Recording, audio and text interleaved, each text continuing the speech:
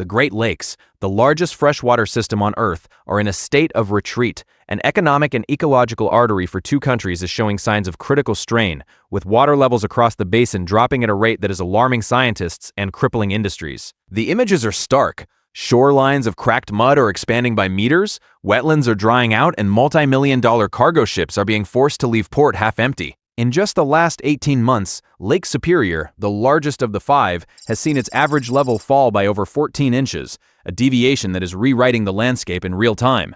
If you live near one of the Great Lakes or have a personal connection to this vast water system, we need to hear from you. Let us know in the comments below what changes you've seen with your own eyes. Your on-the-ground reports are a critical piece of this story. A lot of people who find this kind of in-depth reporting essential are watching right now, but a huge number forget to subscribe. If this information is as critical as we believe it is, then subscribing is the one way to guarantee you do not miss our next investigation.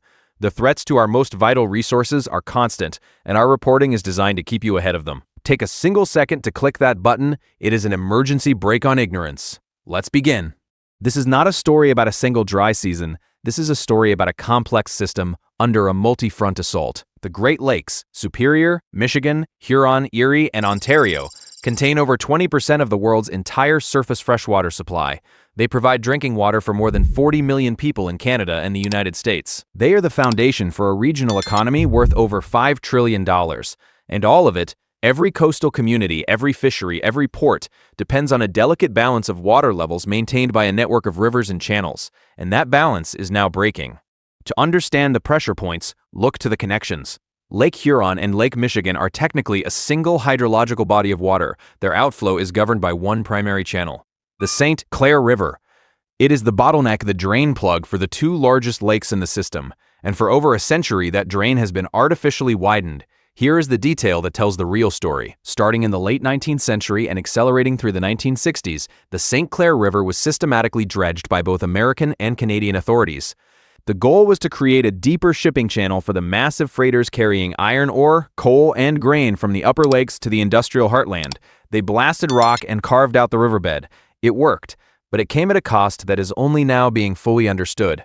The dredging permanently increased the river's conveyance capacity. It made the channel deeper and wider, allowing water to flow out of Lake Huron, Michigan much faster than it naturally should. The International Joint Commission, the binational body that oversees the Great Lakes, has studied this issue for decades. Their reports confirm that the dredging projects between 1933 and 1962, combined with natural erosion, are responsible for a permanent drop of approximately 16 inches in the long-term average water level of Lakes Michigan and Huron. It was not a temporary dip, it was a permanent alteration, a wound carved into the bedrock of the system. Governments and shipping consortiums celebrated the economic boom. They did not talk about the cost, they did not mention the shorelines they had condemned to a slow, creeping death.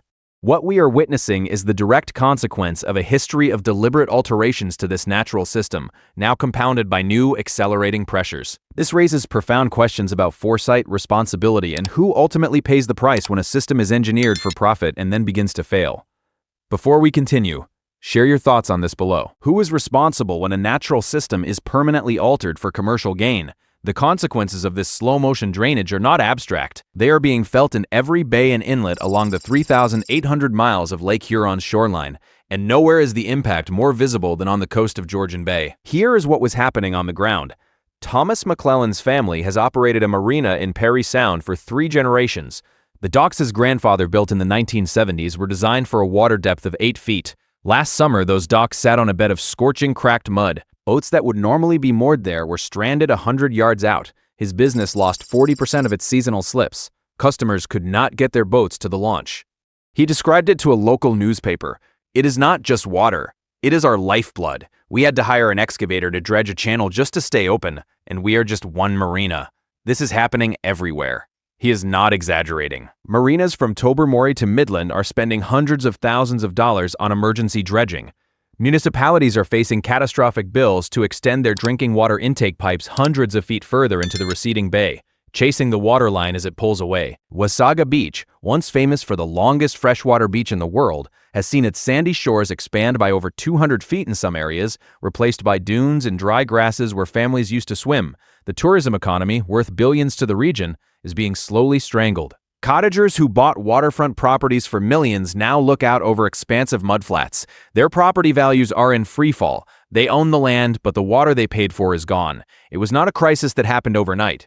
It was a debt coming due, accumulating for decades with every ton of sediment carved from the bed of the St. Clair River.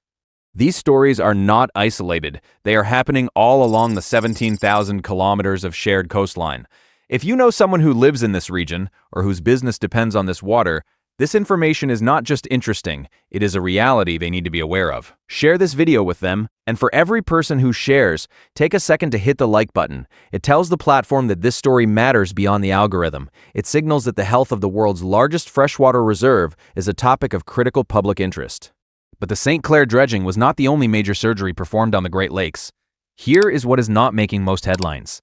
To understand the precedent for this kind of large-scale water manipulation, one must look south, to the city of Chicago. In 1900, engineers completed one of the most audacious projects in American history. They reversed the flow of the Chicago River. For decades, the city had dumped its raw sewage into the river, which then flowed directly into its own water source, Lake Michigan. The result was a public health catastrophe. Epidemics of typhoid and cholera killed tens of thousands. So the city dug a 28-mile canal, the Chicago Sanitary and Ship Canal, and used a series of massive locks to force the Chicago River to flow backwards away from Lake Michigan. It now drains into the Des Plaines River, which flows into the Illinois River, and ultimately into the Mississippi River and the Gulf of Mexico. Chicago saved itself by permanently diverting 3,200 cubic feet of water per second out of the Great Lakes Basin forever. This was a unilateral action taken by one city that had basin-wide consequences. Canada and the other Great Lakes states sued. The case went all the way to the Supreme Court multiple times. The legal battles raged for decades, establishing a tense and adversarial precedent over who truly has rights to the water. The Chicago diversion set the stage for a century of conflict. It proved that it was technologically possible, and if a crisis was severe enough, politically feasible to simply take water from the system. It established a dangerous idea, that the Great Lakes were not a closed, sacred system, but a resource that could be tapped and rerouted to solve problems elsewhere. This historical scar is critical to understanding the current threat. The system has been broken open before. Now, that historical vulnerability is colliding with a modern crisis. The lower water levels are threatening the very function of the St. Lawrence Seaway, the navigational channel that connects the Great Lakes to the Atlantic Ocean. This is the industrial superhighway of North America. Lower water levels mean less depth in the shipping channels. Less depth means ships cannot be loaded to their full capacity. This practice is known as light loading. It is an economic disaster. By late summer of last year, the St. Lawrence Seaway Management Corporation began issuing draft advisories to all vessels. By September, the average 740-foot Laker freighter, the workhorse of the lakes, had to reduce its cargo by over 250 tons for every inch of lost draft. For a ship carrying iron ore from Duluth to a steel mill in Hamilton, that meant leaving millions of dollars of product at the dock. By October, reports from the port of Thunder Bay showed grain shipments were down 12% year over year, not because of a lack of grain, but because of a lack of water to float it. The economic models are brutal. The Chamber of Marine Commerce estimates that a single season of sustained low water levels could cost the binational economy over $2 billion in lost revenue, increased shipping costs, and supply chain disruptions. It is an insidious, creeping paralysis. The system is not closed. It is just too shallow to function. It is a problem measured in inches that results in damages measured in billions. We are about to connect this to an even larger international agreement that is now under threat. I know this is the second reminder, but a staggering number of people who find this kind of deep dive analysis essential are not subscribed to the channel. Hitting that subscribe button is the single most important action you can take to support this work and ensure these stories get told. It takes 1 second. Thank you. The dredging and the diversions are historical wounds. They set the stage. But the crisis is being magnified by a newer, more powerful force: climate change. For decades, scientists have warned that a warming climate would disrupt the Great Lakes' delicate water balance. That future is now the present. Warmer winter air temperatures mean less ice cover on the lakes. During the winter of 2023 to 2024, Great Lakes ice cover reached a historic low, peaking at just 2.7%, a fraction of the long-term average of 53%. Less ice means the lake surfaces are exposed to cold, dry winter air for longer periods. That exposure drives massive evaporation. The water is literally disappearing into the atmosphere. It is a vicious cycle. Warmer air leads to less ice leads to more evaporation, and more evaporation leads to lower water levels. At the same time, regional precipitation patterns are becoming more extreme. The system is pummeled by intense rain events that cause flooding, but these are followed by longer, hotter, dry spells that bake the soil and accelerate the evaporative loss from the lakes themselves. The system's equilibrium has been shattered. It is being pushed and pulled by forces it was never designed to handle. It is not one single factor. It is the collision of historical engineering sins with the accelerating consequences of a warming planet. The drain was already opened too wide, and now a heat lamp has been turned on from above. Here is what made it so much worse. The entire regulatory and legal framework designed to protect the lakes is now being tested. In 2008, following years of alarm over low water levels and proposals to sell Great Lakes water, the Canadian provinces of Ontario and Quebec joined with 8 Great Lakes states to sign the Great Lakes Compact. It is a legally binding interstate agreement in the U.S. and a good faith provincial state agreement in Canada, and its core principle is simple: to ban new, large-scale diversions of water out of the basin. The Chicago diversion was the ghost they were trying to exorcise. The compact was meant to be an ironclad wall. But that wall was tested almost immediately. The city of Waukesha, Wisconsin sits just outside the Great Lakes Basin boundary, but it is part of a county that straddles the line. Its own groundwater was contaminated with radium. In 2016, citing a public health exception built into the compact, Waukesha applied for permission to divert water from Lake Michigan. After a contentious, years-long battle, the application was approved. It was a small amount of water, and the city was required to treat and return every drop back to the lake, but the precedent was terrifying. The wall had a door, and a key had been found. This is the unresolved future.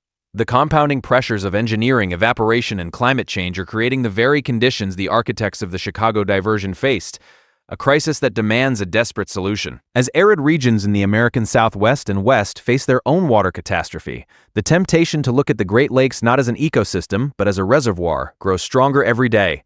Political analysts and hydrologists have already modeled the scenarios. Proposals for pipelines to carry water to places like Arizona or California, once dismissed as science fiction, are now discussed in serious policy circles. They are called interbasin transfers. It is a sterile, bureaucratic term for a plan to drain the Great Lakes to water the desert.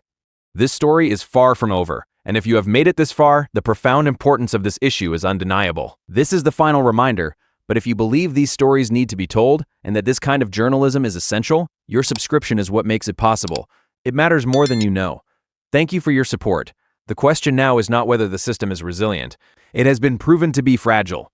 The question is how long the legal and political walls built to protect it can withstand the pressure from a world that is running out of water. With every inch the lakes drop, the justification for a state of emergency grows louder elsewhere. What happens when the economic cost of a thirsty nation outweighs a century-old promise between two countries? What happens to the farms, the cities, the industries, and the 40 million people who built their lives around this water when the world comes to collect? The docks sit on dry land, the shipping channels grow shallower, and the agreements designed to protect it all are being tested by a wound that is not environmental, not economic, but existential.